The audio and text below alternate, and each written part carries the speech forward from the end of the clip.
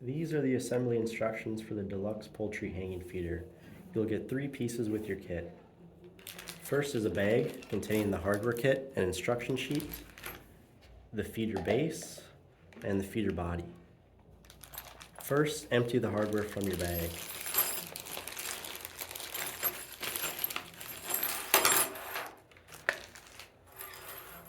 The hardware kit consists of a threaded rod, a spring, a wing nut with a loop, a regular wing nut, 4 small flat washers, a large flat washer, and a split lock washer. First, we will attach the hardware kit to the base of the feeder. Take your threaded rod and a small flat washer and put it on the short threaded end of the rod, not the long end. Then insert the rod from the top into the base and then flip over. Now you'll take the large flat washer and put that over the rod.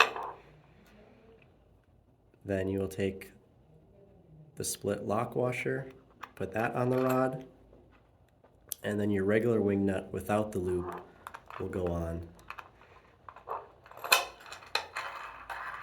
Turn that until it's snug.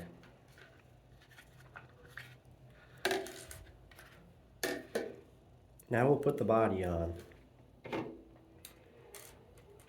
Take a small flat washer and put it on to the long threaded end of the rod. Next, put your spring.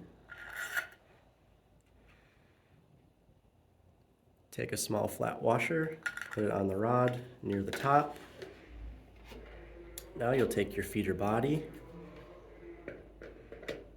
put that on, and with a little tension, push down, and put your last flat washer on, and then your wing nut with the loop will go on top to tighten.